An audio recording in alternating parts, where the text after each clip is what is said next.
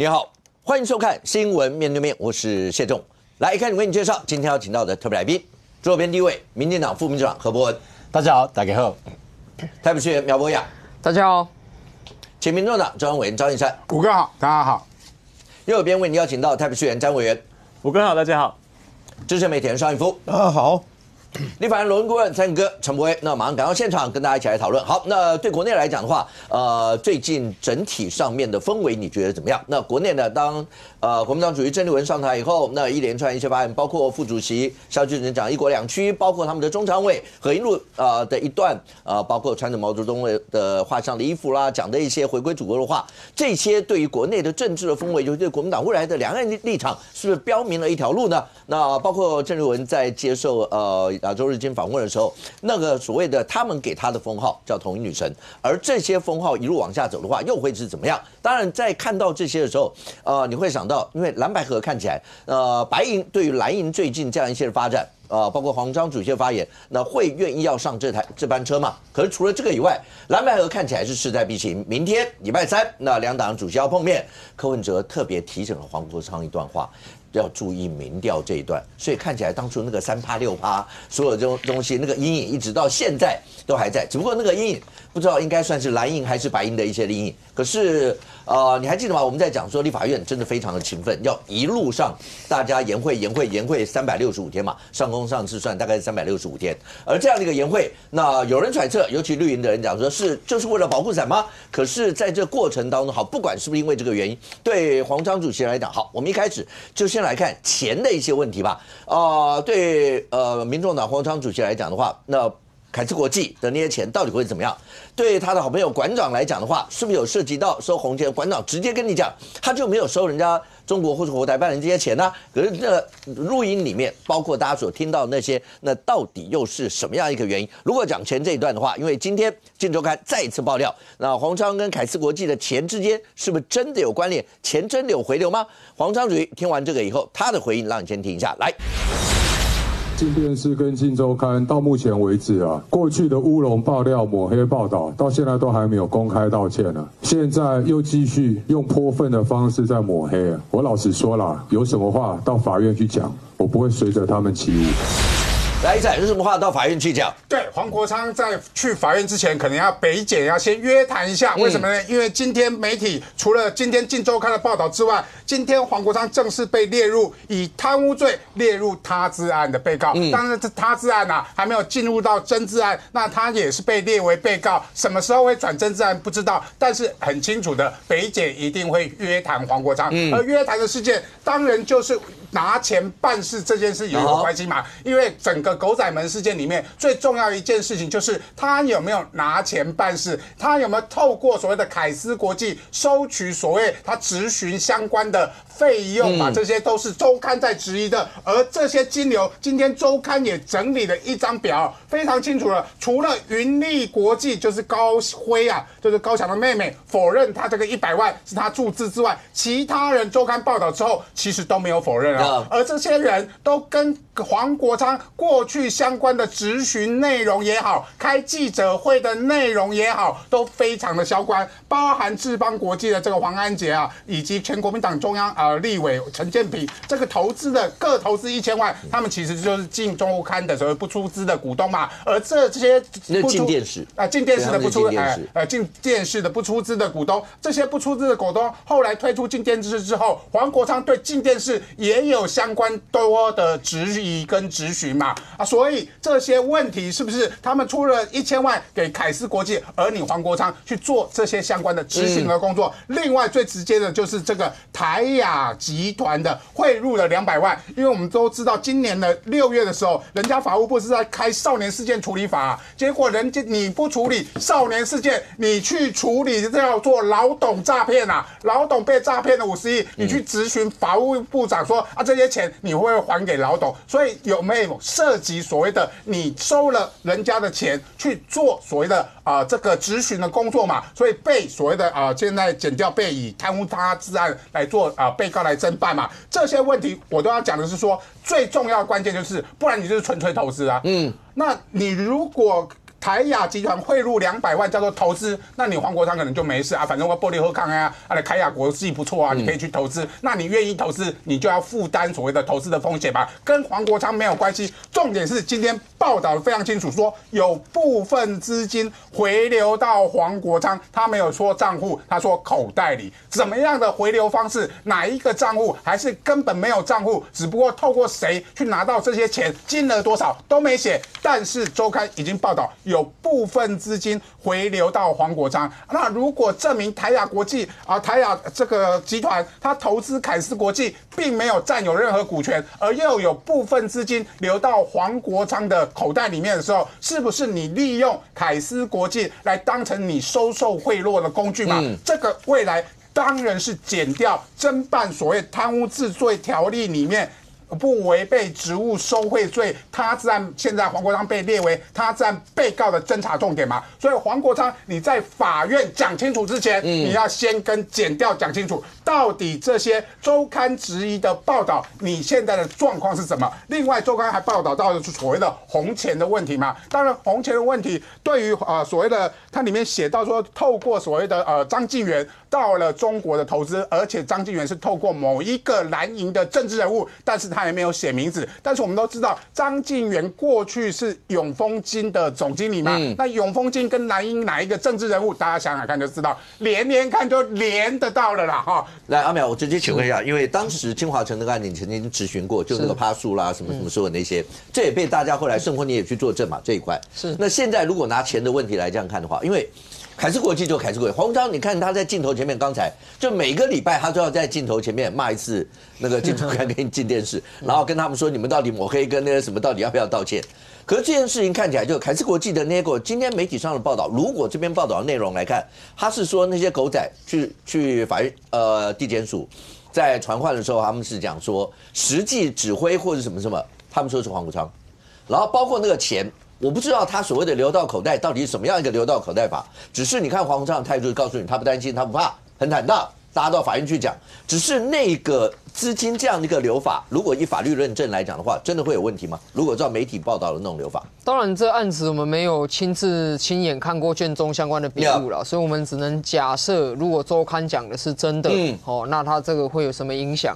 那如果周刊讲的都是真的话，我觉得是黄国昌的防火墙目前是一退再退，不断的出现破口。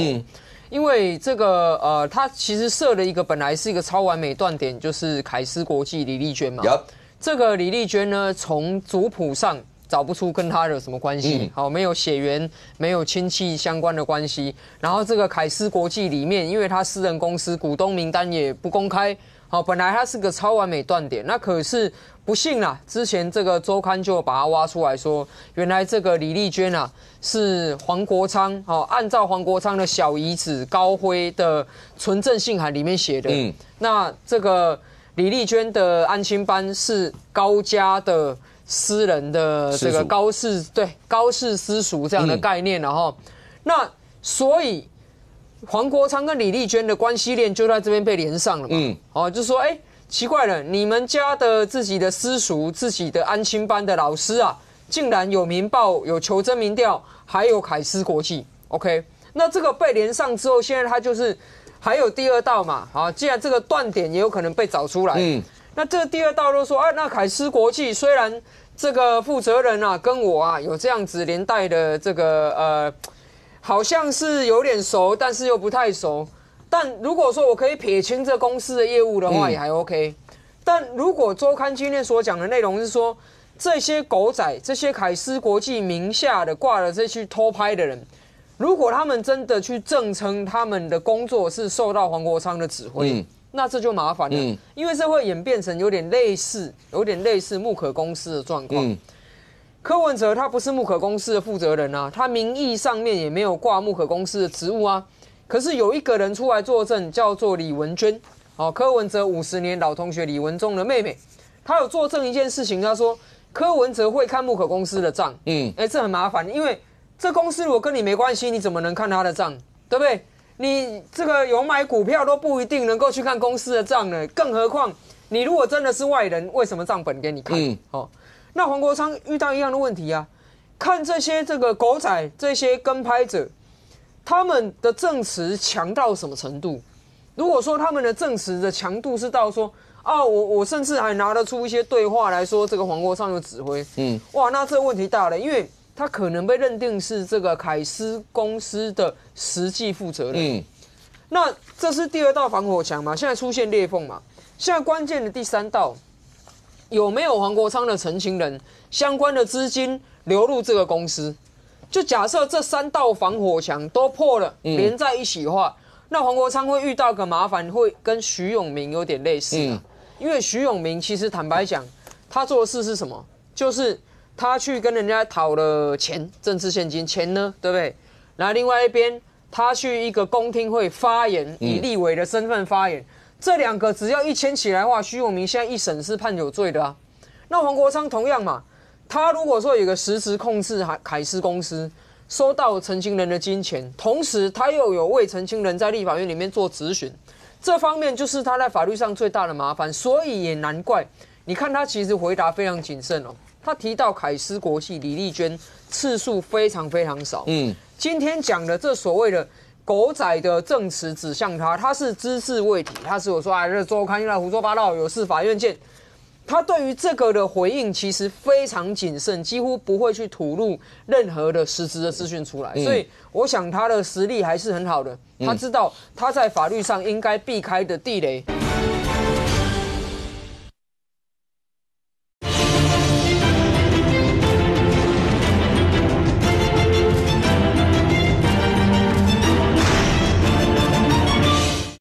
所以我想他的实力还是很好的，他知道他在法律上应该避开的地雷，那只是说之后再看看说周刊或者是这个检察官能不能够证明他是凯斯公司的实际负责人。如果可以的话，这方面他会遇到有点类似木可公司的麻烦。OK， 当然如果要是讲他自然的话，我们在节目讲过非常多次，他自然在法律上面来讲的话，那就是犯罪人不明，犯罪事实不明，所以会用他自然。那黄国昌现在是列贪污的他自然的被告 ，OK， 那他自然当然有人去告，大概就会列成是这个样子，只是后面侦办到底会是有没有涉及到这样后面的进度。但上口会不会觉得？好了，对于柯文哲柯前主席、黄国昌主席、馆长，当然有人会嘲讽说什么3兄弟啊，什么类似这些。可是你说这些，柯文哲现在还在打官司，然后黄国昌跟馆长之间这几天也都是因为不管有没有收有人谁有没有收大陆的钱，就红钱的问题，或是你说凯斯国际的这些问题，都在这个地方绕。可是对他们来讲的话，在这个地方一直这样绕，政治人物其实最不喜欢碰的不就是钱的问题？当然，钱是一个最敏感的问题。但因为政治人物牵扯到资金的问题，10之8九都是负面因素啦。负面因素，那你可以看得出来说，当然馆长里面所谓的中国的钱进不进来要看表现的问题。然后那个隐名股东里面的那个协议书。那个对话里面就讲得很清楚啊，这是对方律师你的啊，对方是陆方陆方就很清楚大陆嘛。那陆方的话，你的协议又要拿到澳门同意，澳门同意以后才会拨款。那这3000万的拨款，等于是按照那个协议书，好像是帮陈志汉要买掉其他人的股东权益。那这笔钱怎么来的？就是说为什么会出现一个澳门同意？当然是他们的总监，好像是吴明坚为 A 嘛，就是那8个人的代表嘛，为 A 嘛。那你说走这一步的时候，大家还有一次他录音没有关麦克风的时候，中国要给他一块土地。中国的钱什么时候进来，要看他在台湾的表现。要买股东权益的，既然是澳门 OK 的话，就拨款。然后里面对话里面讲到对方是陆方，那我们所知道就是有些时候。其实不方便在大陆做事情的时候，陆方跟台湾会约在澳门，或是约在香港碰面，不直接进入大陆。所以说澳门代表是澳门的人士还是中方内地的人士，不知道。好，那现在他们总监说，已经有人约谈嘛，已经开始约谈了。那约谈其实生意上面的事情往来都不是重点。现在重点是你钱是不是从大陆来？因为你说大陆那边拨款替甲方买掉乙方的股东权利啊，那就会出现一个问题，这些公司基本上是登记在台湾。那有中资的钱进来，基本上都要经过投审会审核。那这一个私下交易里面是否已经行为发生，是否属实？这里面就涉及到违法的东西了。那里面是不是还有中国的资金进来？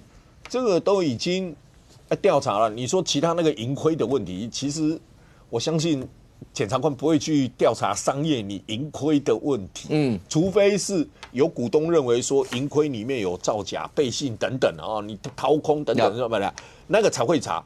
否则的话，如果没有人告诉我主动查的话，基本上应该是查资金来源比较可能性比较大啊。那另外黄国昌的问题，周刊的陈述是说，到了凯斯国际以后，有钱流到他私人那一边哦。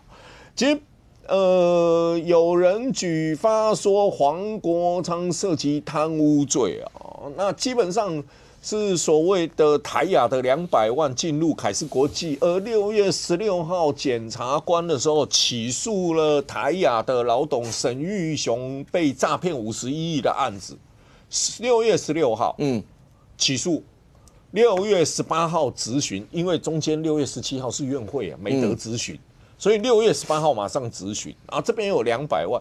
那今天检察官很简单一件事，他必须厘清一件事：凯斯国际与黄国昌是什么关系？因为钱是在凯斯进出，而黄国昌是在立法院质询。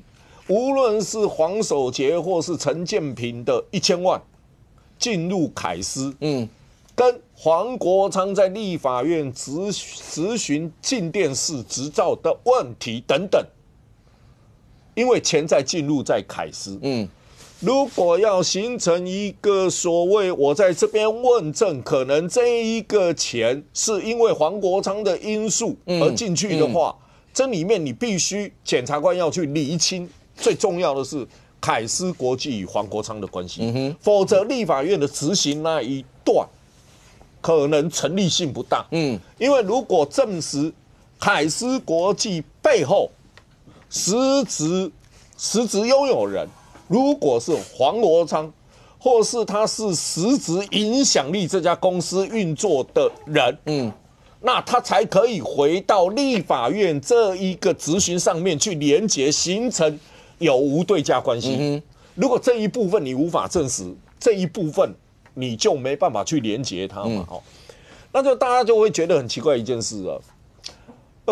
黄守杰为什么莫名其妙要拿1000万给凯斯国际？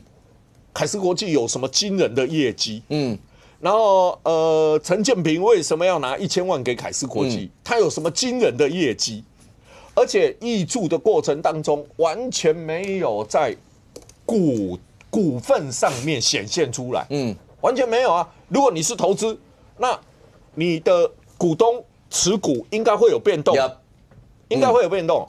但是凯斯国际依然是1500万的资本额，然后依然登记没有变更。那个李丽娟持股1490万，依然没有变动，那这些钱到底到哪里去？总不会，陈柏惟开了一家公司，全部人都不知道，然后我也不知道，然后我就莫名其妙拿了1000万给他，然后也不是投资，也不是在股份上显现，然后丢了1000万以后，杀手就不管就走了。天底下有这种投资客，你为什么要对陈柏惟？因为他坐我旁边嘛。不是天底下有这种投资客嘛？天底下有这样的投资吗？是真的很纳闷。好，那如果陈柏惟开的那一家公司是众人都不知道的，那钱为什么要挹注？那中间缺了一个什么？那中间这个是什么？是谁？可能是张一山跟我说，哎，他去这家公司，中间缺的那一个是什么？为什么你要去挹注？认识李丽娟吗？还是你认识凯斯国际什么人呢？所以那一个检察官要去厘清的是，那中间这个钱进去为什么会进这家公司？那中间是不是有什么讯息，什么人的讯息告诉你要投注这一家公司？所以检察官除了在查金流以外，如果如周刊所说，凯斯国际有部分金流有流到黄国昌那边的话，最少基本上证实黄国昌跟凯斯国际如果属实的话，他是有金钱往来。第一个他可以证实有金钱往来，第二个要厘清的是，你们狗仔为什么会去凯斯国际领钱？谁发给你们钱？谁面试你们的？如果面试你们的人不是凯斯的人，而是吹哨者协会的人，因为我所知道的出去的李光羲，他还没有回国吗？还没，他在吹哨者协会里面有职务难道他在凯斯国际也有职务吗？因为周刊先前报道那一些狗仔里面的指挥调度薪水都是李光羲负责。OK， 那李光羲是挂这个人职务挂在吹哨者，难道他同时也挂凯斯国际吗？那如果他也有在凯斯国际，否则他怎么会去发凯斯国际的薪水呢？如果他也在，那李光羲不就成为吹哨者跟凯斯国际共同使用的人吗？如果这样子的话，黄国昌所属的吹哨者跟李丽娟挂为负责人凯斯国际，终究又有一条线连在一起。所以这一个部分当然就变成了北检要去查的事嘛。那北检查当然现阶段比较碍手碍脚的是保护伞还撑着，现在外面还在下雨，有撑着保护伞了，就只能等到明年2月1号。但是北检可不可以发？可以啊，发文传讯当然可以啊，对啊。那现在大家在看北检要不要发？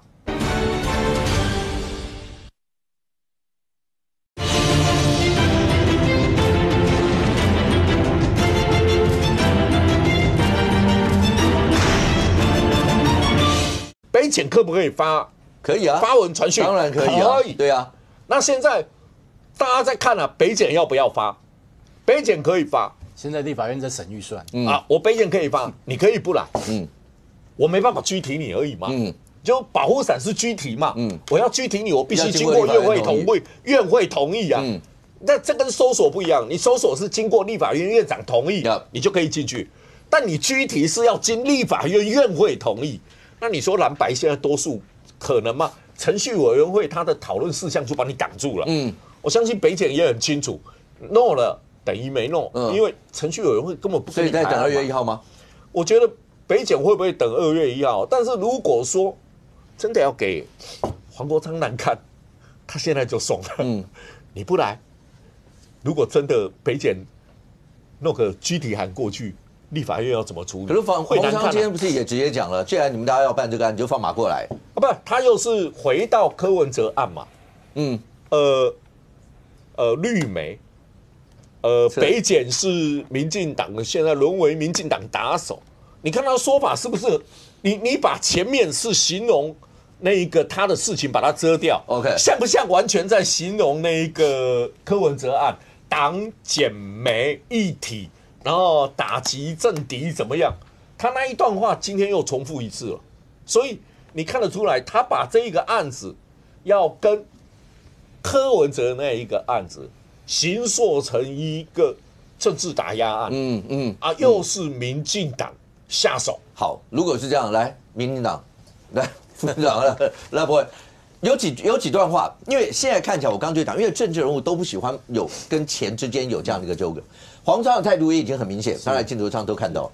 来解读吧，从黄昌到馆长所出现的这些，譬如像馆长这出现的是，就是好了，对，馆长这整件事情讲的是什么？是解读看。那个其中这一段录音就被问到，重点是什么时候钱什么时候进来？他们官方行程安排，你回来看你怎么表现。什么叫怎么表现？什么叫卖力表现？什么叫卖力表现？就是看他回来能不能够影响多少人，或者是说他会不会在中国是一套，回来是一套嘛？那显然我看这个他在中国讲的一套，可是回来好像讲的也是那一套，所以我想他表现应该不错了所以可能这个会有怎么样的一个回馈，这我不清楚。但是我坦白说，我觉得馆长的部分其实没有黄国昌严重因为对我来讲，我觉得黄国昌他是现任的党主席，又是这个立委那他又是司法法制委员会的这个每天在那边质询的这个委员。我刚刚特别强调就是说，第一个，现在是立法院的总预算会期，对立法院总预算会期来讲，各个部会每天绷紧神经，就是怕被立法委员修理。所以你说在这个时间点，有没有可能说这个检方大规模的这个传讯，要求这个黄国昌去这个检方这个约询照法理上是可以的但是约询完试看看啊，这个礼拜光是一个中油3阶报告，你看那个法务部长被叫在旁边。即使没有回答，也叫在旁边先给我站12分钟再看看黄国昌他质询是这样，来，我先把你叫到旁边来，我问不问你是一回事你先过来，我随时准备点你名我看在12分钟的那个质询，大家全部都在问中油的这个董事长，然后这个部长就站在旁边一样。我就算不问你，你也在旁边给我乖乖的。那接下来还有法务部的业务报告，还有法务部的预算，你想想看。如果每个礼拜这样搞的话，你觉得检方在这段时间，他敢去传讯黄国昌吗？那我觉得是这样，就是说黄国昌他过去在指责别人的时候，都是用道德的长城，政治的完人，他指责别人是用这样的一个标准可是我认为他的案子已经逾越了所谓道德那个层次。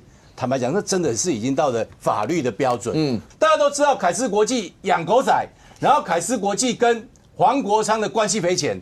可是黄国昌到目前为止他解释不清楚我认为如果以过去黄国昌他自己的逻辑，照理讲他今天应该解释得清清楚楚他应该要出来捍卫自己的权益他甚至要针对这些问题要去提告我看他应该告不完才对，看起来他的态度不是如此所以我认为就这件事情来讲，我认为他有很大我们质疑他很心虚的部分。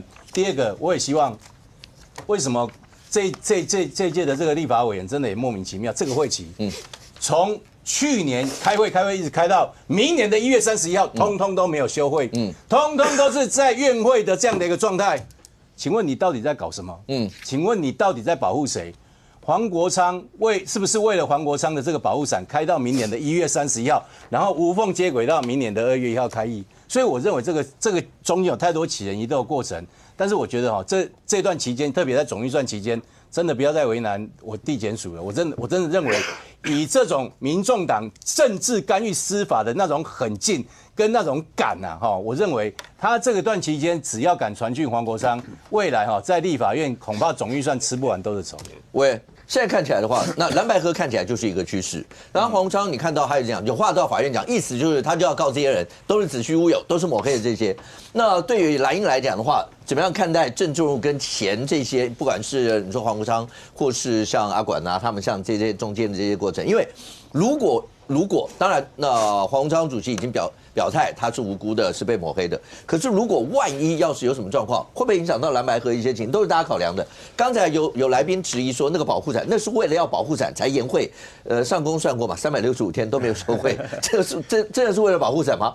我相信黄国昌这个案子虽然现在媒体有揭露一些部分看起来像事实的东西但的确进入司法调查阶段了。那这个保护伞也必须不可讳言的，这保护伞的确持续存在那很多人说会不会明年2月1号，因为他们说这个部分去立委，按照民众党2年嘛，要换下一批人嘛。但不是前一阵子也在讨论说，是不是有部分有战斗力的要继续续留嘛？也点名了几个人嘛。那有战斗力的人里面，黄国昌，我想当然是这个当仁不让的其中一位哦。所以你说黄国昌会不会续留在立法院里面？老实讲，目前还不知道。那如果他续留的话，那当然这个保护伞会持续下去。那针对检调要不管约询他或类似要离弃案情，那时序又要往后延哦。那往后延的话，当然在目前现有的证据里面来看，对国民党来说啊，这个没有确定的案子或没有明确具体，包括连起诉都还没有到的话，那当然现在就是把它当新闻在看哦。而且毕竟蓝白合不是只有黄国昌哦，就黄国昌现在是民众党党主席没有错，但蓝白合是2个政党，如果蓝白合只有黄国昌的话，那陈志涵就不会跳出来讲说，哦，我们柯文哲前主席啊，有告诫大家说要小心一点啊，叫什么民调要重新要注意民调啊，然后公开透明啊，然后又有什么日本模式、德国模式这些什么奇怪的模式都出现了，那个既视感突然又回来了。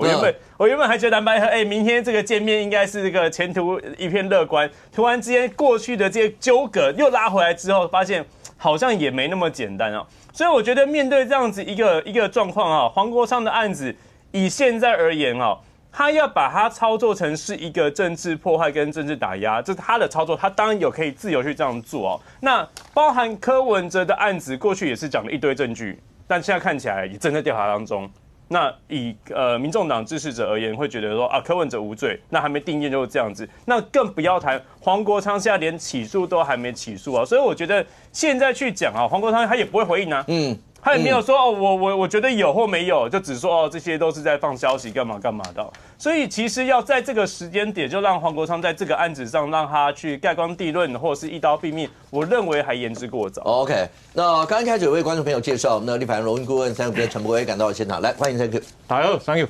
来 ，Thank you， 对 ，Thank you 是没有机会在立委任内碰到延会，然后一路延的这样一些的状况嘛？你没有碰过像这样一些状况？没有，我们还碰过这个休会疫情嘛？疫情 ，OK。我们还有讨论要不要视讯，对啊，停会啦。我们那一届司法比较少，不，来 ，Thank you， 馆长跟黄昌主席那都熟识嘛？哈。没有说好。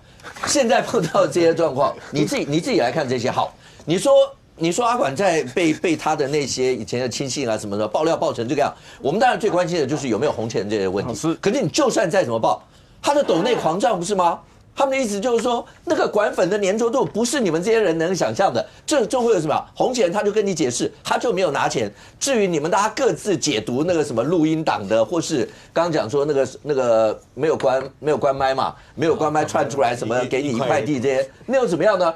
黄昌就算大家再怎么样讲这些，他出来就告诉你说法院见，意思我是要告，那都是抹黑。然后刚刚委员讲，他就不用回应这些啊。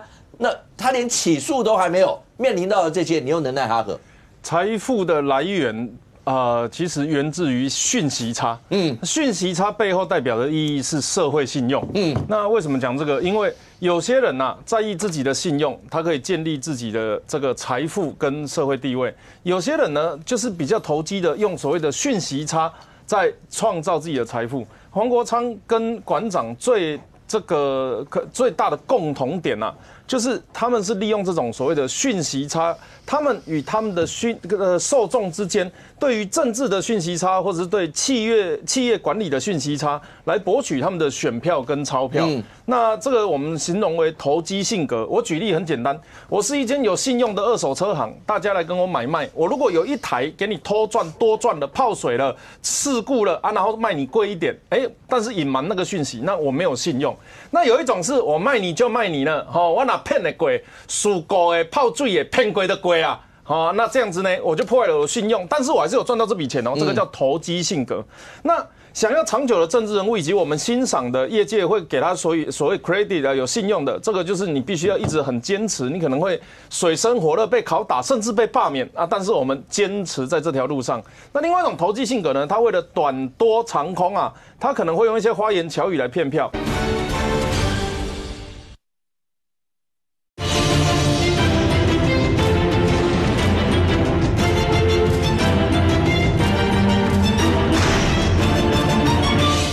但是我们坚持在这条路上。那另外一种投机性格呢，他为了短多长空他可能会用一些花言巧语来骗票。好，那为什么黄国昌跟馆长我形容是利用讯息差来赚取选票跟钞票？馆长这个有企业实务经验的，一看就知道了嘛。企业内部会翻脸哦，基本上不排除几个原因，就钱跟权嘛。这我的代志我唔管，有责任你跟骂我，袂爽嘛，所以主管辞职。然后呢，对股东来讲的，就讲好要安怎分，结果你无安尼分，或者是歹康的了钱的拢算我的，好康的什么赚钱的拢算你的，袂合嘛，所以基本上不分钱跟权，因为双方现在在台面上的言论有充满的许多矛盾点，矛盾的地方我们不方便评论。但是呢，我们可以已知的状况几个猜测的啦，馆长现在的事业体已经开始很大，大到分散在很多个不同的，这包含健身、电商、直播啊，甚至还有政治事业我们这个政治商人、政治企业家这个伶牙俐齿。那用这个我们说馆长是兄弟人嘛，兄弟开口做当，那用这个嘴巴来赚钱的，一般我们叫吃嘴兄弟。那馆长就典型的假嘴兄弟嘴里面有很多器官有唇、齿、舌头嘛。那这个用到舌头的时候特别厉害，去到中国先舔了一下上海的树，再舔了一下北京的喷，再舔了一下厕所的门，再舔了一下机场的冰箱。我舔一舔之后回来说我没有拿钱，这个叫舔共义工。那以后呢，这个以后在那个。因为那个林口附近，他们家附近有很多工地嘛，工地里面都是草嘛，草外面就是那个瓦片、铁刃，那个铁片上面都会有喷漆缺舔共义工嘛，请致电 Notorious 就找那个舔共志工陈之汉。那个他说他没拿钱嘛，舔得这么用力没有拿钱，舌头不酸嘛。那另外一方面，如果他有拿钱，那不好意思，国安法最大条被办以前有那个马什么威，那个桃园民众党我都叫不出来，马志威，我故意的，然后中国的这个在中部做什么假民调记者学者，什么名我拢叫不，默默无名，但是国安法上大尾陈之汉有没有？有收钱，那个你也是最大尾的天字第一号。迄阵我咧跟阿强安那的时阵，有人比我较大尾无？邓德啊，像伊啊，出狱之后还是一条好汉，流量网红依然等待你回到这个位置上。如果没有收钱，舔共义工，哇，这个改朝换代之后，这个习近平一定会把旁边的一张椅子让给你坐，但是要记得穿长袖，因为你的刺青都会打马赛克。所以不论如何，馆长的部分。大概是这样子啦。那至于事业的纠纷因为说法很多啦，那疑点就是你觉得他们是在吃你的钱，你干嘛打45万给他们？你如果觉得他的钱他们不适合，那你干嘛请他们10个月？所以这几个争议员工里面有股东嘛，有员工嘛，有兄弟嘛，那这3个我们形容叫做兄弟债啦。你讲不清楚你续薪条件不客观，那你讲不清楚那再来是你有股东，那你给股东的到底是分红、分润还是薪资？这我们搞不懂嘛。所以比如说我买一间房子800万，我跟银行贷款，1个月还5万块，我会说银行的薪水是我打的吗？那个是薪水嘛，那不是，那是还钱嘛。所以当你的股权结构讲不清楚的时候，大概有企业实务的都笑，他只能用讯息差。就是你看他的那边才1000个按赞，我这里1万人看我直播，所以我的支持者相信我，这个叫讯息差。那下一位用讯息差的人就叫黄国昌。黄国昌跟柯文哲犯了同一个错误，就是在过渡期的设计出了问题，或者说过渡期设计完之后，他又重回政治场域，却没有把过去的这些东西整理清楚。什么叫过渡期？台北市长柯文哲卸任之后，要进入到民众党的期间，他出现了几个组织，现在已知的包含众望基金会、包含新故乡智库、包含木可公司等等的。那他把他的市府员工亲密的带出来，寄放在这些地方里面。那接下来下一步是民众党的成立嘛？结果他在成立了之后，里面有一些职务或者是金流交代不清楚，这也是为什么过去1年我们在讨论民众党柯文哲的争议。那黄国昌何尝不是呢？他从时代力量的立委卸任之后党主也无心经营了嘛，所以他这个时候他要带一群人自己人离开时代力量。这个时候他把他原本的这个叫做接臂者新民蛙哥协会弄出来，然后在里面养他自己人嘛。这里面的人可能我猜啦，拍影片，然后做议题。然后可能办活动、联络窗口等等的，总之就是黄国昌办公室，他寄生在这个协会里面。那接下来不知道什么时候起心动念，他就开始去搞了一个凯斯国际公司。以前在协会也好，或是基金会也好，这个在政治人物的场域，他们其实蛮常见的。因为毕竟啊，你只要资金进出有个道理，那大家也就怎样的马英九的基金会这个就支持谁的协会大家会分工。你弄公司的时候就有争议了。他就跟你讲那个公司跟他，你要去证明那公司跟他有什么关系啊？他就只要跟你讲那个抹黑的，你们到现在都还不道歉。好，没有错。其实要解铃还须系铃人请那个黄国昌老婆的同居人李丽娟出来说明就好了嘛。对不对？不是啊，你说户籍摆在一起啊？但是不户籍摆在一起不是同居？不，户籍摆在一起跟同居是两回事啊。那他没住那里干嘛？户籍摆那里？借户籍借户籍学区啦，借户籍啦，我以为他们住在一起。不是 ，Thank you 的问题大家都不要回答。对，你回答他都知道，然后他自己在。不是啊，你们户籍放在一起，那一定认识嘛，你总不会找不认识的啊？不然李丽娟还奸淫户籍出租哦，卖脑啊！李丽娟出来说明就没事了。李丽娟出来讲说，可李丽娟也没有出来，黄国昌也没有跟你讲，他跟李丽娟之间认不认识所有这些东西。不能出来。对。李丽娟要讲什么？不能出来。李丽娟从头到尾什么事情都不知道，她讲什么？李丽娟出来跟李文娟出来有什么不一样？两个人出来都我很负责任说我不知道。他们知道什么？是李文忠，不是李文娟，一家人。你看有熬一家人。我的意思就是，你今天公司负责人讲清楚就没事了。你就是公司负责人一问三不知嘛，那很简单啊。今天已经有一条线了，跟拍王一川的狗仔。说我领凯斯国际的薪水，然后我听黄国昌的指挥。那凯斯国际的薪水为什么要听黄国昌的指挥？这周刊报道是这样。那第二个，李丽娟如果是 nothing nobody， 为什么？我们讲背后的企业就好，相关的争议事件啊，民报的收购、进电视股东争议、台亚集团受诈骗案，以及王一川狗仔案，问你李丽娟。这4个都跟你有关系，你多大尾啊呢？可是这4个都跟刚好有一个人有关系，就黄国昌嘛。所以当然检调下去查，那你问我啦，我的经验看这个就是断点嘛。这就是所谓的这个防火墙一波一波嘛。但更幽默的事情是，你说黄国昌很细心在设计这些吗？你没事用个公司干嘛？你用其他的，你用基金会为什么不行？你用其他的东西在做这些事情，你的保密性更高啊！你用公司，那当然我跟你讲啦，台湾现在劳工1000现在都要1200、1400了吧？然后中小企业每年都在增加，这看破手脚的人太多了嘛！他一看就知道不，你搞我讲关那今晚谁在冲李丽娟小姐在干嘛？那个 gay 好靠！所以接下来的时间呐，我们要做的事情，其实对我来讲，那是检调要做的事。对我来讲是。黄国昌会不会还有在这些案件以外的所谓的对价关系？而且坦白讲，你今天要拿钱弄到有金流，这个都已经是很闹亏的事情。我特别在意啦，周刊系列报道的最后一篇，它的标题小字，从张敬远到永丰金，到上海相关企业，最后呢，他有提到是蓝营的政治人物牵线。哇，我想大家一定都很好奇到底是谁？我只能说，你一定要用黄国昌的思维去想，把这些关系用来连看，你就知道是谁。OK， 那当然刚才讲那个前提是因为周刊报道，如果属实会有这样的一些状况，那黄昌也已经讲要到法院去，到法院讲，那大家到法院这去把所有的讲清楚。可是这里面牵涉到，因为明天看起来对于蓝白阵营非常重要，因为明天蓝白阵营的主席要见面。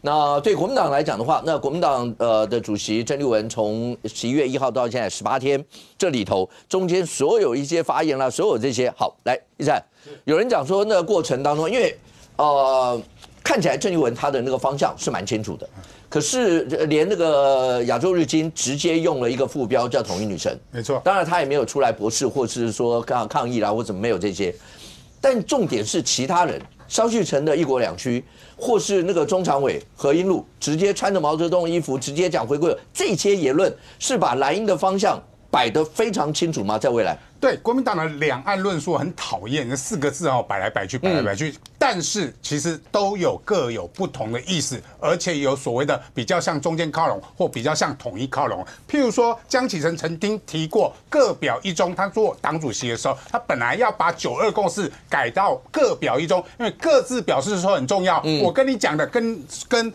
中华人民共和国讲的、中共讲的是不一样的，所以他要调各表一中。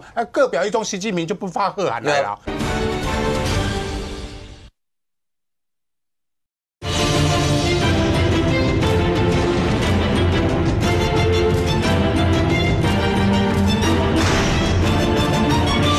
他本来要把9·2共识改到各表一中，因为各自表示说很重要。我跟你讲的跟中华人民共和国讲的、中共讲的是不一样的，所以他要调各表一中。各表一中，习近平就不发贺函来了。所以调整各表一中的江启臣，他拿不到中共的贺函。所以国民党过去至少在朱立伦或者是马英九时期，最重要叫9·2共识嘛。他到对岸讲9·2共识，中共也可以接受。那你在台湾就会讲说，那我们一中各表嘛。我们的一个中国是各自表述，那各自表述哪有什么共识？所以9·2共识根本不存在一个共识嘛。这个是苏起在2000年发明的，后来中共就拿来用，要求所有的国民党的政治人物或者是蓝营的政治人物都要接受这个9·2共识嘛，甚至民进党执政的时候，或者各县市无党籍，柯文哲也被问过，你接不接受9·2共识嘛？来作为说你未来会不会走向两岸会不会走向统一的这个一个标准嘛？哈，所以中共其实它的内涵，而且中共的内涵已经把9·2共识把它改成叫做1国2制，而今天啊，像那个萧旭岑直接讲1国2区哦。如果你讲1中2区就算了，因为我们宪法里面虽然对于两岸之间定位叫做自由地区跟大陆地区嘛，但是为了规范所谓的两岸人民关系条例里面的两岸人民的互动所规定的区域，跟国家主权一点关系都没有。但是这个萧旭岑就偷偷置换这个概念，把它改成叫1国2区，而且是共同的政治基础。那1国2区，你要问那哪一国啊？1中还可以说你是中华人民共和国，我是中华民国，还可以区分。但是1国就是同一个国家那你现在萧旭岑要不要告诉全国的观众朋友、全国的民众，我们的1国是哪一国？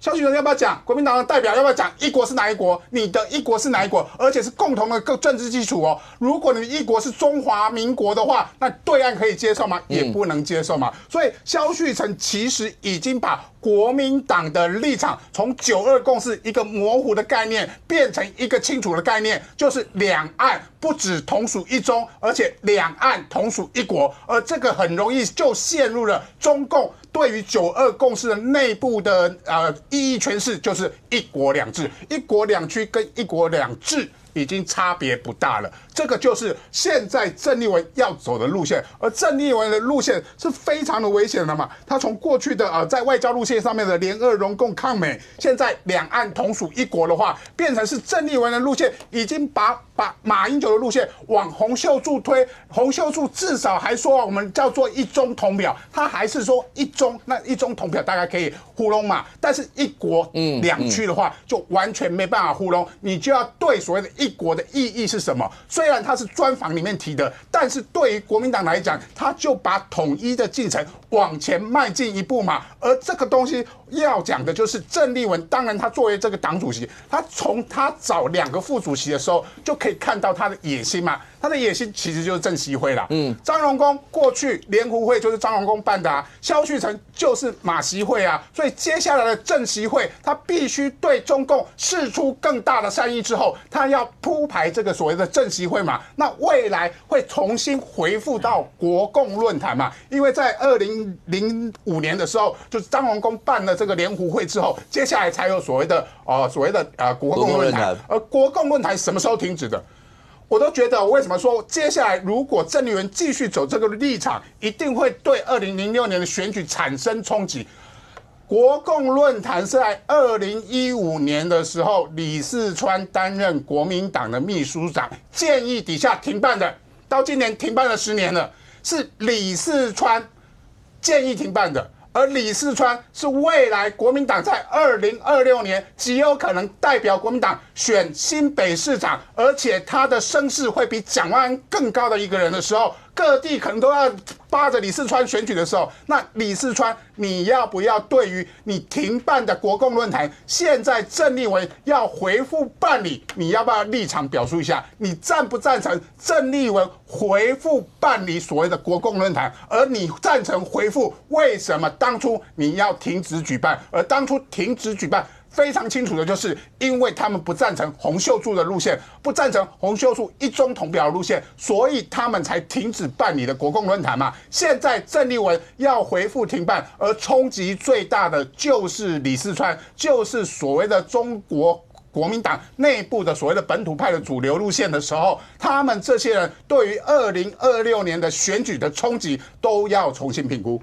伯文，你看整体从那个时候无视的那件事情，一直到现在，然后包括其实国民党没有要再跟你解释太多郑丽文为什么要去无视呢？只是后来一些发言，当然就一路包括接受外面的采访，大家就一路会关注这些，主要是要知道国内的最大在野党立法院的第一大党国民党在未来的两岸论述到底会走什么样一些方向，这也是2026甚或2028一定是大家选择的其中的一个标的，很重要。那现在看起来，尤其是何英路以前大家也不知道他是谁，但他是国民党的中常委，只是因为这一次他是大辣辣穿着毛泽东的画像的衣服，然后直接讲希望台湾早日回归祖国这一段话被大家拿出来讲，这讲的最直接明白的一段话。那对于包括执政党来看待这一段，你们会怎么看这些？现在有一个案子，大概国人都不是太在意，但他可能隐藏着在未来。花莲有一个村长。那个村长是因为他是陆配，然后呢，他是个村长，结果后来呢说要他放弃中华人民共和国国籍，因为他还是有，所以他被解职。解职以后，然后他就提诉愿，诉愿到了花莲县政府那个诉愿要那个处分要撤销，意思就是你不能撤他解他这个职，所以问题到了内政部。你以为这是一个很单纯地方的案子吗？他一路打到了内政部。内政部出来讲的话，你可以想象，所以这个案子隐含的就是两岸之间未来到底怎么样。所以你们会怎么样看待国民党从这些一路往下走？我觉得我不好意思啊，我这个臭屁叫，我真的觉得我的政治判断实在是太神奇。哪个？我哥，你记不记得上个礼拜我也坐在这个位置，刚好对面也是委员。当时是在谈到郑丽文祭拜无耻的事情，很多人都说，哎呀，这个他被误会了啦，不要再污蔑他，他讲错了，他被扭曲了，有没有？我当时这个跟所有国民党的好朋友说，你们都错误了，你们的党主席在接取他的路线，接住他的路线，你们一定要认真的听好，这个路线就是他要走的路线。果不出其然吧，一个礼拜证实了我的话。一般政治人物啊，假设是这个日经亚洲，这个都还是日本有名的这个媒体不是什么网媒啦，什么农场，不是，这就是一个正式的专访哦。他给你挂的标题叫做“统一女神”。一般来讲啊，以前如果像国民党还遮遮掩掩啊，那时候为了要遮掩，要骗票，那个时候马英九那个时代，我们立刻澄清立刻言语驳斥。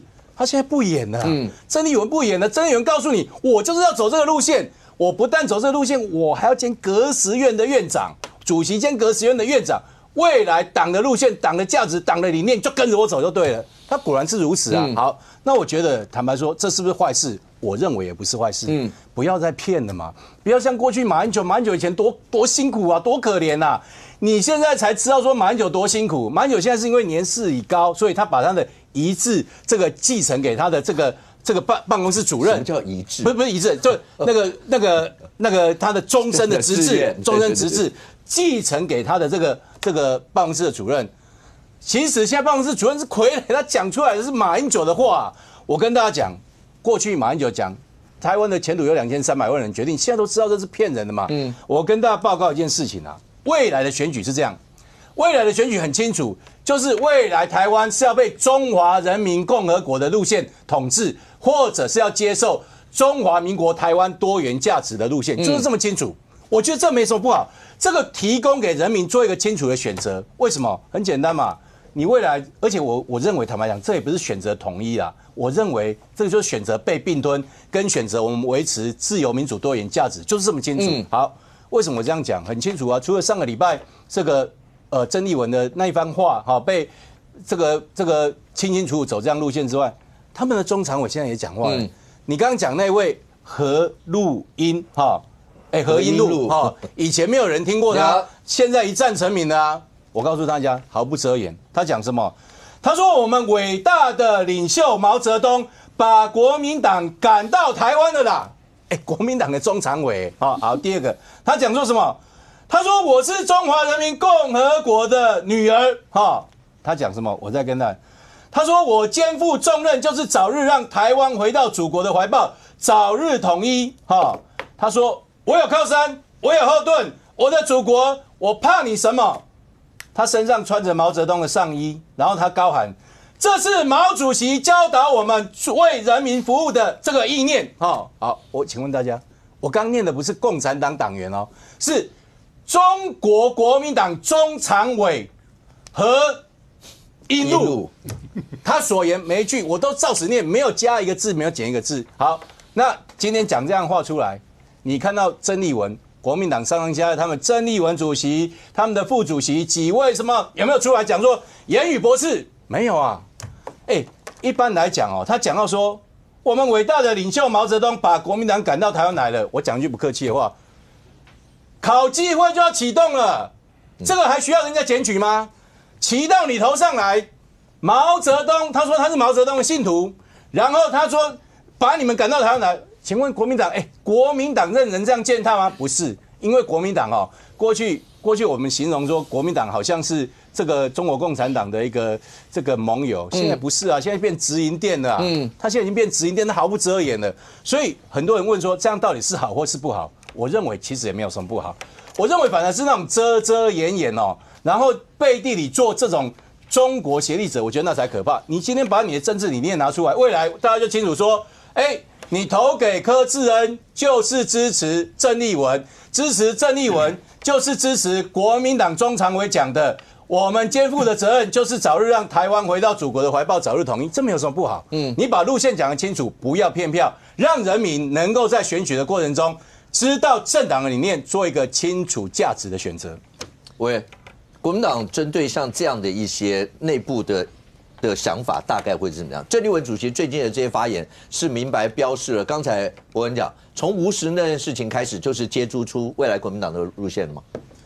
我想国民党现在的确面对一个两岸关系，就以国民党角度出发，两岸关系跟两岸互动的一个在确认的一个过程哦。虽然我们没有去进行党内大辩论，但其实现在不管是郑丽文主席，然后萧旭岑副主席讲出来这些话，都是在重新的去让国民党内或者是在社会上必须去思考这个路线哦。那我会觉得说，今天其实不管是郑丽文还有萧旭岑，他们讲的其实相对是清楚的哦。举例来说，萧旭岑讲说一国两区嘛，那刚刚这个就在说这一国是哪一国嘛？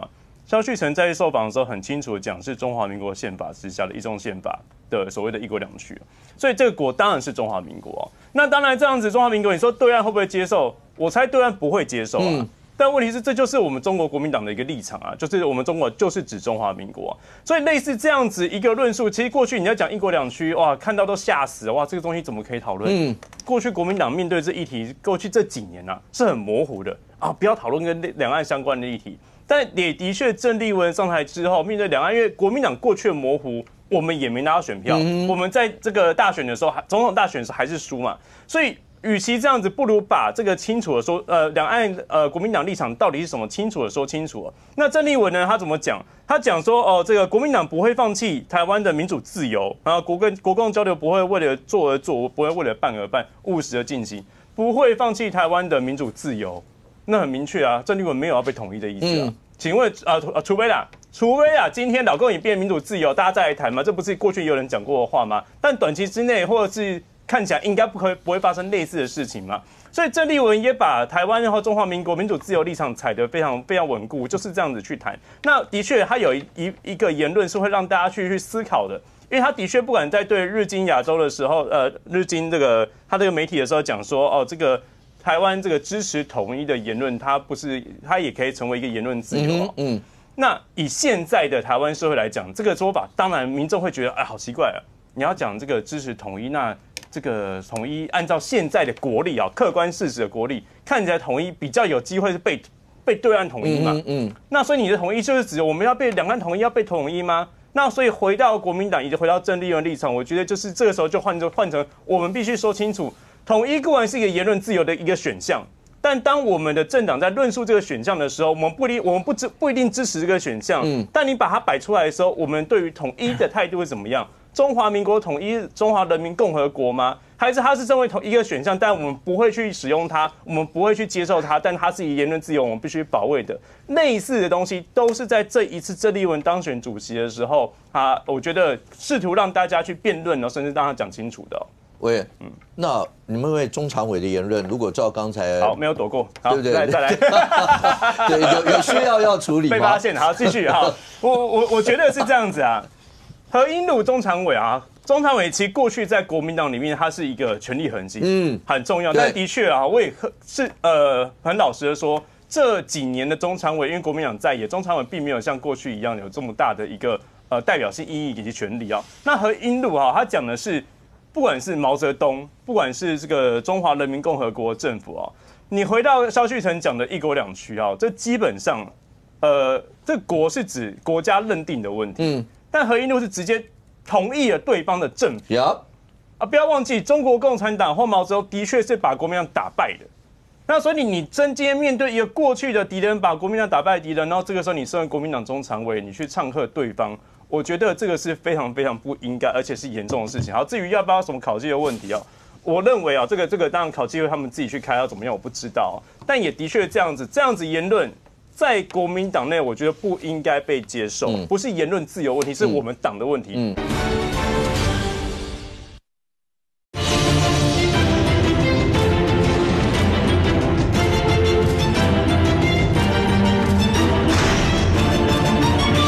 这样子言论在国民党内，我觉得不应该被接受，不是言论自由问题，是我们党的问题。他言论自由是中华民国法律保护他的言论自由，但国民党面对这样态度，应该是要有个立场在的，能接受还不接受？但如果国民党能接受的话，我相信我会非常意外。OK， 来 ，Thank you。我们现在来看一段，因为刚刚讲到说，在国内整个所谓的一国两区的问题，或是讲说郑丽文主席的一些的发言，你可以想象，那蓝绿之间本来就有这样一些论证，但是如果蓝白合看起来，那不管在立法院，甚或在未来的选票上面，对现在执政党、民进党都是一个非常大的威胁。那这时候就要看白营的一个态度，包括黄鸿章主席也有回，那相关对于郑丽文主席啦，或萧旭岑他们这些发言，他也有大概回，让你先听一下。来，我不清楚它的诠释是什么，但是宪法里面明定的非常清楚，尤其是我们的增修条文。我刚刚特别提到国籍法的限制还是一样。担任民选公职在中华民国国籍以外的其他国籍一律要放弃，这个没有解释的空间。中华民国的主权属于全体2300万的台湾人民，捍卫台湾自由、民主、法治、人权的生活方式，是我们坚持的原则，也是不可能退让的底线。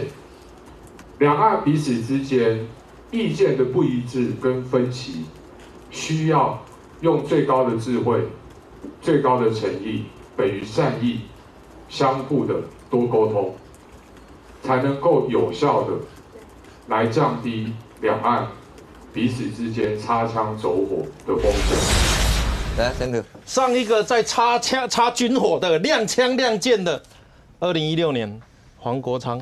他说一国两区是民主宪政史的最大笑话。如果今天要去符合宪法的论述，去讲国民党的论述是对的，那你可能也不够腰不够弯，不够软，不像他那个记者会的麦克风这么软。那但是呢，你如果要硬，他又不如他2016年的态度那么硬。这个其实只能验证一件事情，就是还是那一句话，就投机主义嘛。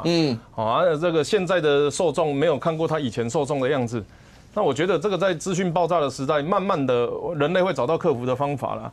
嚣张没有落魄的久啦。那但是呢，我们还是要为台湾的这个进步尽一份贡献，因为讨论一个变色龙、变形虫很难把这个整个国家的那个主体意识强化。我要讲的事情是这样，我们个人往上看呢，看蓝绿哦，哎呀，台独有统派，一下2350万干嘛？我们先讲为什么台澎金马的主权会有所限缩。其实大家都一定听过一个中国原则，一个中国原则是什么？就是老共那边讲说，世界上只有一个中国，它有3点，世界上只有一个中国，这个中国就是中华人民共和国。第3个，台湾属于中国的一部分。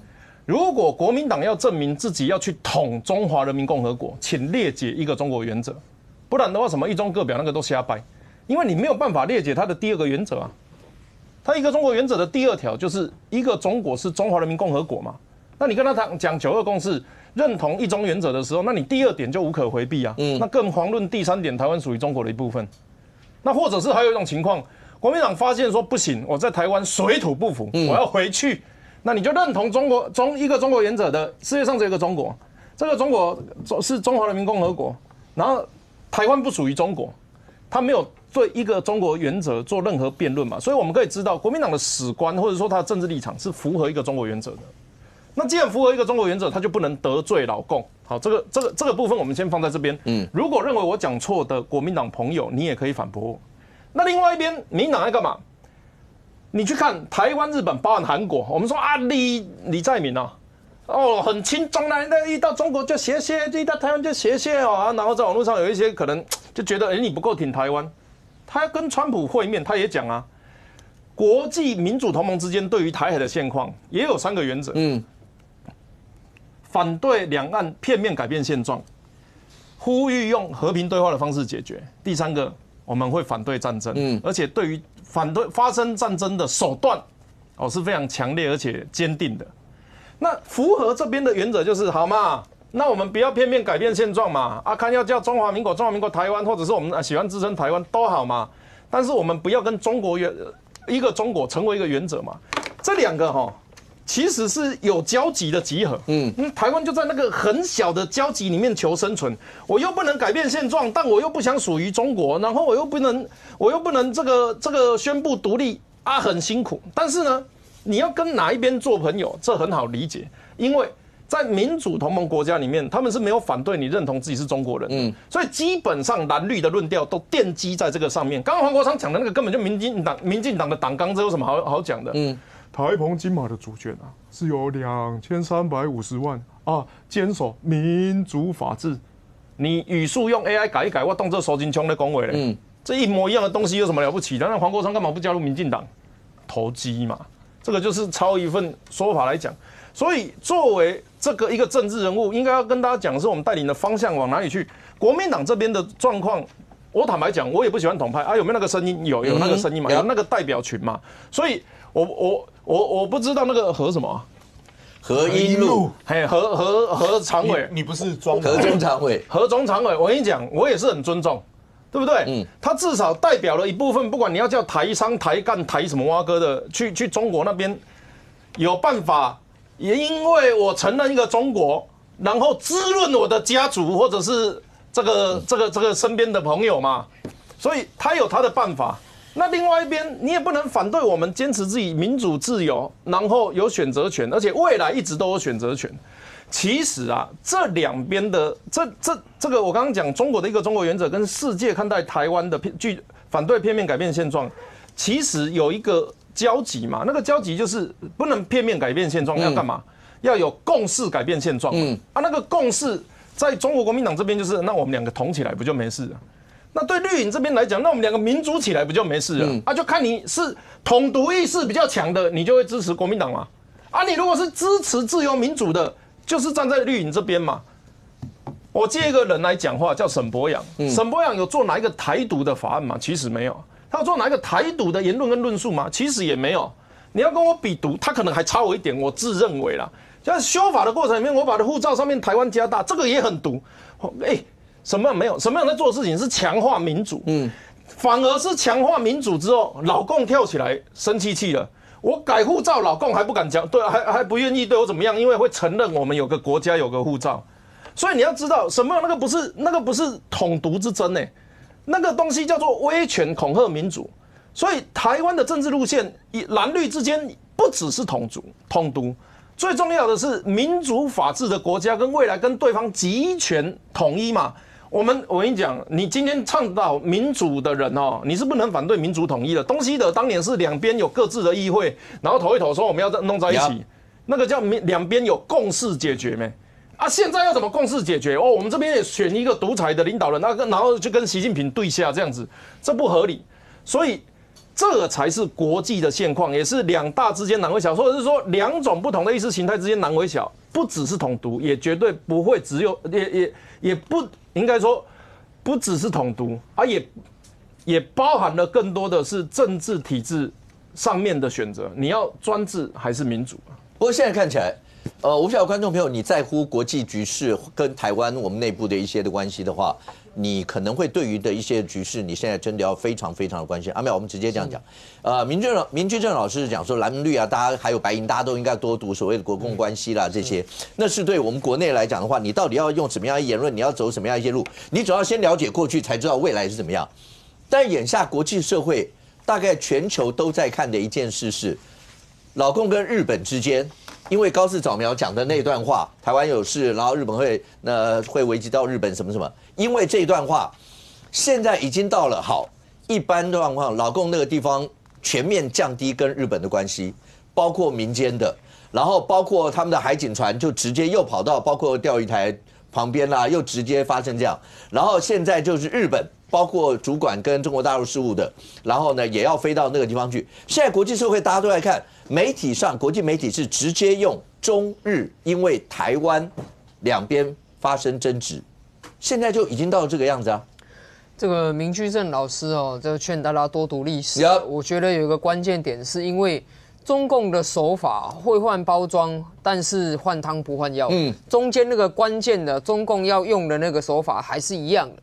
之前我在这个面对面我们就讲过，其实现在中共对于台湾啊很重要，就是说他要透过国民党把台湾人史观做腾笼换鸟嘛。比如说这个祭拜无实这件事情，最重要的关键是要把台湾对白色恐怖的记忆从反抗威权、追求民主转化成纪念共谍嘛。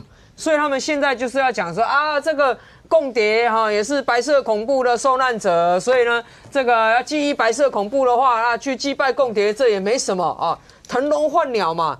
到最后，这个剧本就会走向共谍的英雄化啊。沉默的荣耀现在只有中国人在看，他的目的是要让台湾人也感染了这个沉默的荣耀的史观嘛，害死徐蚌会战55万人的无实，不是狗熊要变英雄嘛。那这个东西，郑丽文开了第一枪之后，很多人都把郑丽文小看了，觉得郑丽文是不读书啊，或者是笨啊，所以才这个不小心跑去拜无实。我觉得这错了，太小看他了。因为国民党内现在从郑丽文开始带的是一串的论述嘛。今天我又看到国民党现在贵为副主席萧旭成，他讲什么呢？他说这个无实啊是蔡英文所列的这个国家人权纪念名单。这个萧旭成还说第714号，所以你纪念白色恐怖跟纪念无实，这个是蔡英文所列的名单，他的言下之意是这样。我说你看这个腾笼换鸟，真的有人要把那个鸟从鸟笼抓出来，要换别的鸟进去了。因为我看了他的言论之后，我特地去查，我认为不可能，因为呢，无实他的案件经历了民进党这10年来的执政，从来没有被平反，被认定是政治受难案件过。相对的。萧旭成他讲的那个名单，我去查了，714号的受害者叫做何阿水，名字完全不一样。2024年6月11号正式公告的国家人权这个国家人权纪念碑的名单是何阿水714号。那萧旭成在讲什么东西？我还怕我错怪他，我特地再去找说714号无实是什么名单。这个是非正式确定的名单，只是当时把政治档案整理出来。政治档案整理完之后说，这些政治档案里面可能有错的，可能有漏的，可能有假的。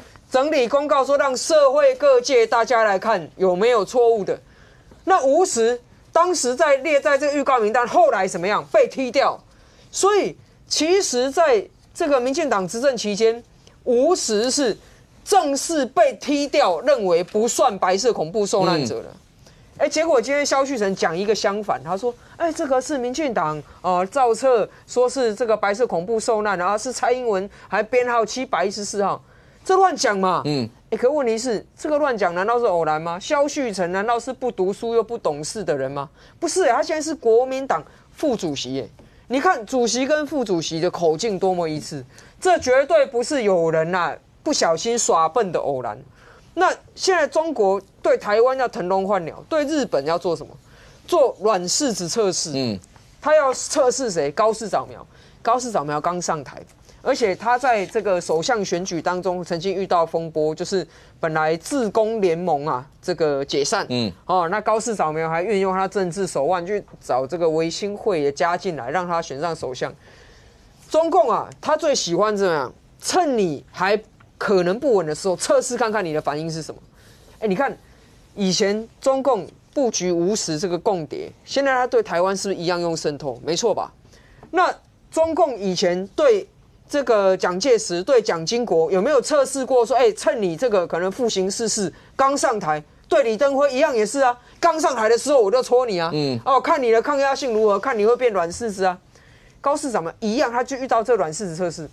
中共只是寻衅滋事因为你特别去看高市早苗这个他被询的这段影片他根本没有讲超出安倍晋三的东西，他讲的是他政治上的师父安倍晋三都讲过，而且他不是主动讲，他是被动，人家问他说什么状况算是符合日本的自卫队要行使集体自我防卫权？高市早苗他的回答是都有可能，看情况，如果中国使用武力影响到日本的话，也许都有可能。这是一个非常中庸的在议会里面首相的回答，所以中共他这个是政治假车祸啦。看到车子开过来，他就冲过去扑向引擎盖，说你撞到我了，你现在给我下车讲清楚。那高市早苗遇到了中共在敲他车窗，叫你下车讲清楚的时候，测试你是不是会软掉你是不是软柿子？你是不是会膝盖走路结果很不幸的中共的意图对他来讲很遗憾，他没办法得逞，因为新出来的民调证实高市早苗的这个民意支持度是比刚上任还高嘛。所以你看这两边之间一来一往，差异在哪？差异在于日本对于中国这样子蛮横的行径，日本是不分朝野都对中国表示说你不可以这样子可是台湾不一样嘛，我们的台湾的第一大党中国国民党时常跟中国唱同个调子，这就是差异最大的地方。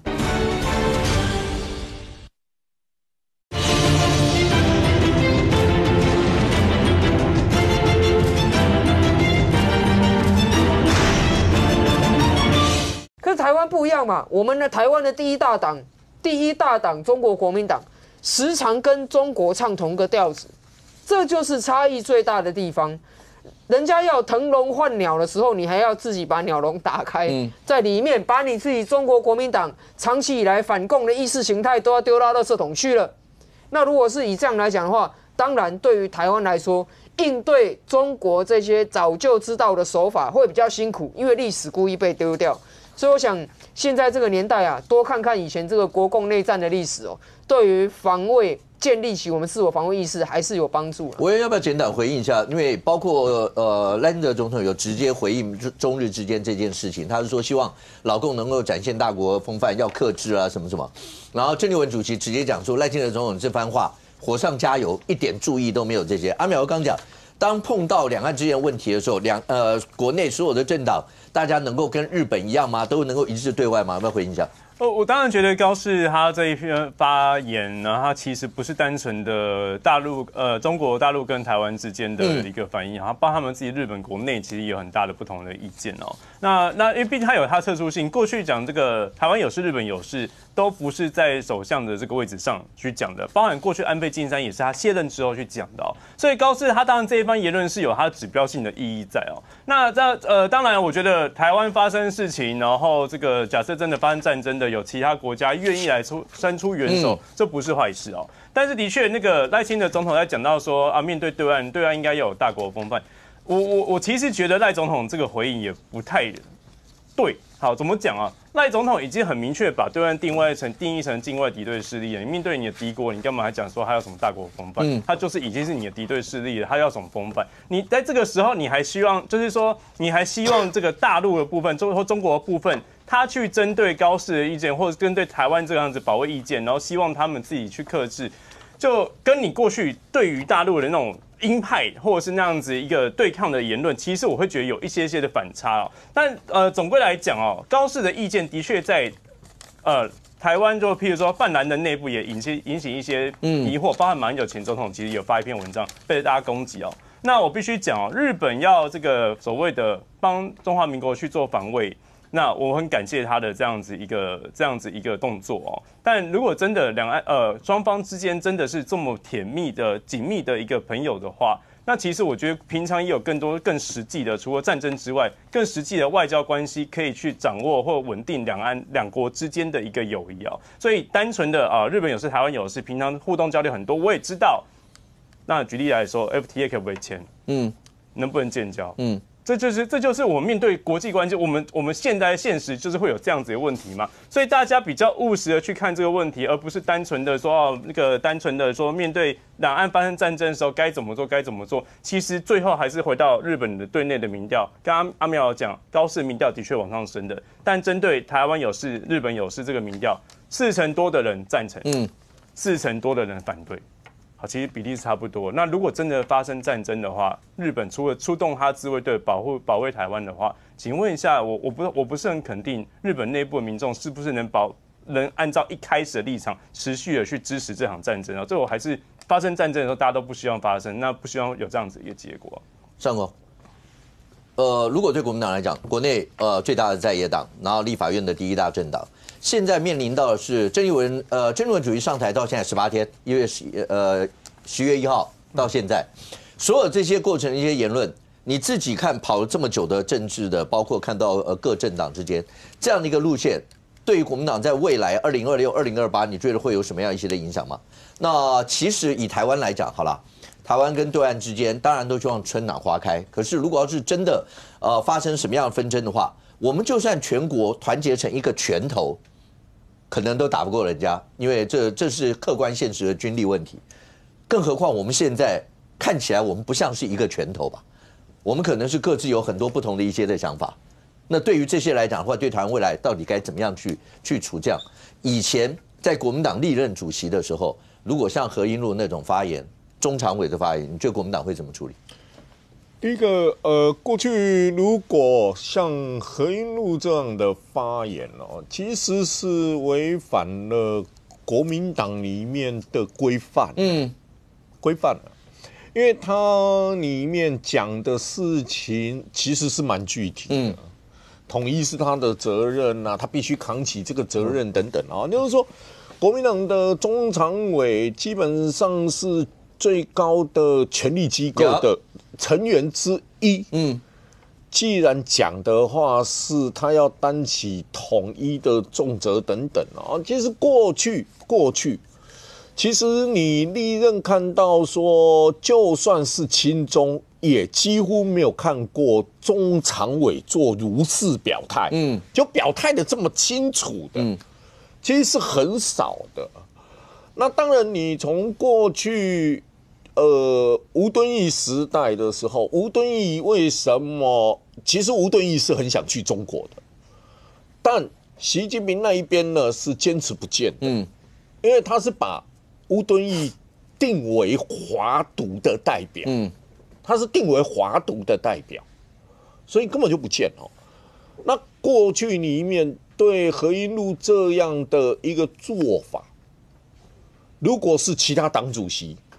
大概都出来讲话，大概都会出来讲话，甚至于其他不亲中的中常委都出来讲话，但是很可惜的一件事就是说，他讲的这一段话里面，大家为什么选择沉默？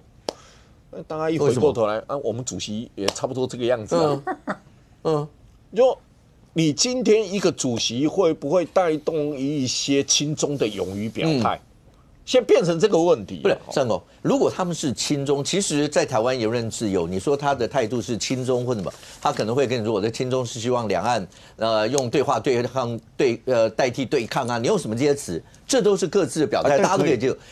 但他的讲话是直接到那个刚刚博文念的那些词，对啊，他不是讲统一，他是讲。台湾回归祖国，什么什么这些，对，然后统一的责任，他们要扛那个统一责任。我肩负重任，就是早日让台湾回到祖国的怀抱。我讲的是那个何英路的话，对，等一下剪一剪，好像剪的是我讲的，这是何英路讲的。这是毛主席教导我们要为人民服务，这通通都是他讲的。他讲的，我知道啊。我是说，这已经跟以前所谓的亲中言论。我不太一样吧，跟你们所谓的亲中立场不太一样吧？这已经不是亲中立场的问题了，跟我们的9·2共识一中立场不太一样。对，要亲中立场。他已经是走统一路线了，而且要扛起这个责任呢，要走统一路线的。所以，如果这种言辞，基本上在国民党内理论上是应该有人要出来反对的。但目前为止，好像大家都很沉默。不晓得自从这个郑丽文当上主席以后，说什么羊群变狮群，现在连妹都不叫了。那个不是叫那个妹啊，叫那个杨妹妹。杨妹妹那个妹都不叫了，变成沉默的羔羊，连何一路这样的做法都不讲话，都不讲话了。所以这一个，我说国民党有时候他在社会上的中间选民看待这一个党是往亲中红统走的过程当中越来越红，它是累加的，就不断叠加上去了。你现在郑丽文，然后你后面何英路，然后你有翁小玲在里面的讲话啊，等等的时候，它是不断一直被叠加上去的。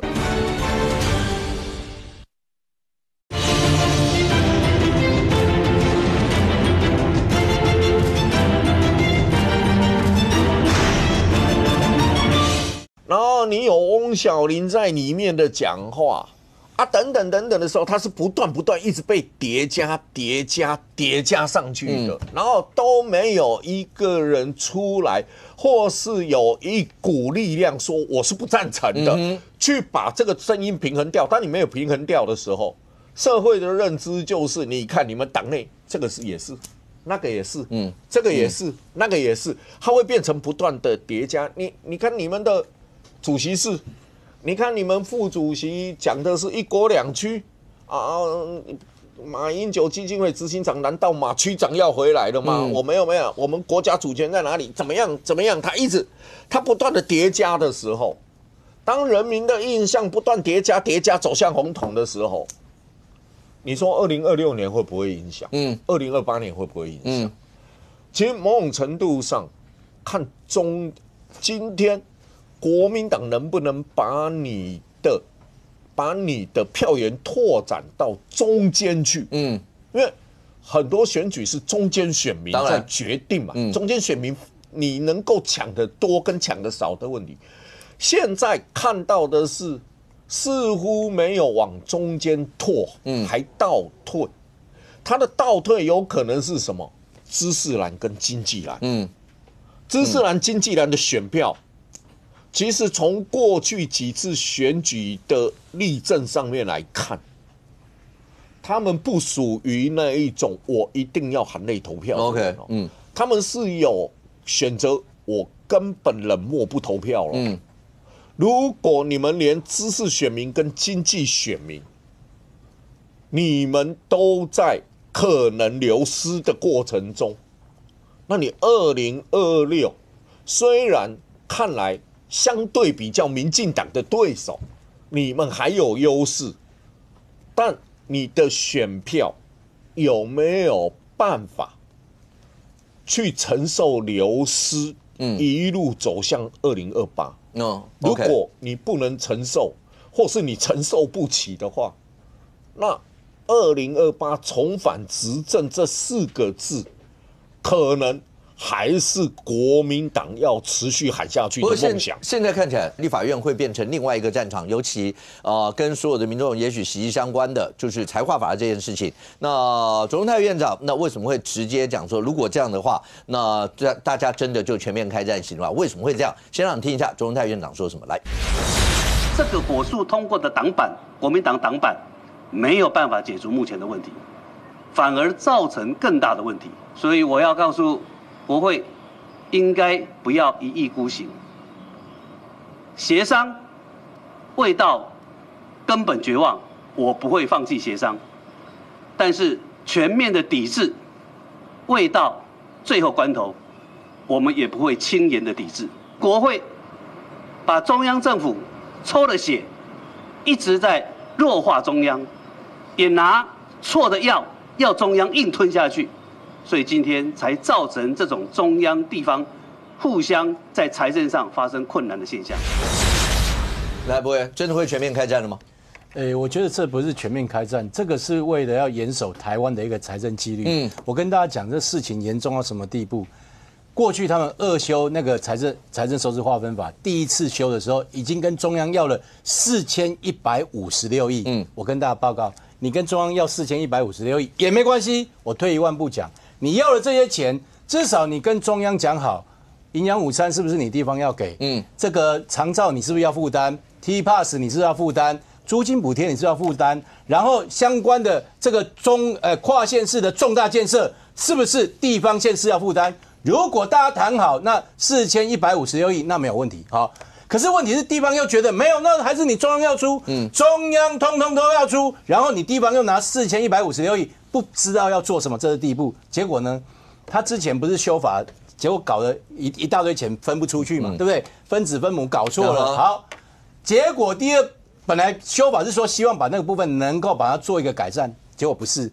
他第2次修法修得更夸张，第1次已经要了4156亿，不知道干嘛。第2次他又修法，让中央必须要出现5600亿元的举债。好，我请问大家。如果要出现这5600亿元的举债缺口，很简单，我们办不到。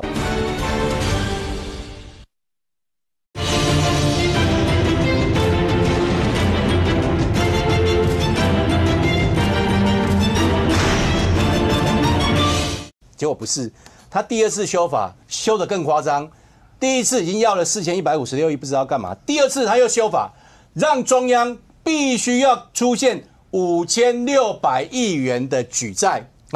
我请问大家，如果要出现这5600亿元的举债缺口，很简单，我们办不到。为什么？因为这个势必会让中央的举债突破公债法的15%的上限。你如果突破15%的上限，高达17%到18%，没有办法，有人有办法这样处理。